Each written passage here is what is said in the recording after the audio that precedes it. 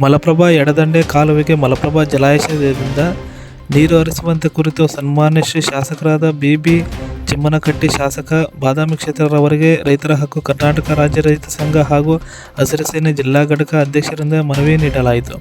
ಮಲಪ್ರಭಾ ನದಿ ಬತ್ತಿ ಹೋಗಿದ್ದು, ಆ ಭಾಗದ ಜನರಿಗೆ ಕುಡಿಯುವ ನೀರಿನ ಸಮಸ್ಯೆ ಹೆಚ್ಚಾಗಿದ್ದು, ಜಾನುವಾರುಗಳಿಗೂ ಕೂಡ ಕುಡಿಯುವ ನೀರಿನ ಸಮಸ್ಯೆ ಹೆಚ್ಚಾಗಿರುತ್ತದೆ.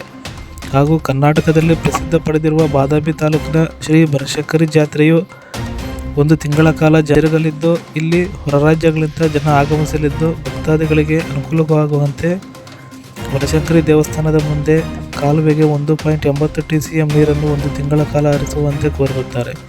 ಈ ಒಂದು ಸಮಯದಲ್ಲಿ ಜಿಲ್ಲಾ ಅಧ್ಯಕ್ಷರು ಈರಣ್ಣ ಶಾಬಳಿಗೇರ, ಬಸಪ್ಪ ಕರಿಗಲ್ಲ, ಕಮಲಪ್ಪ ಭದ್ರಗೌಡ, ಹನುಮಪ್ಪ ಆಲದ ಕಟೇಲ ಮುಂತಾದವರು ಭಾಗಿಯಾಗಿದ್ದರು.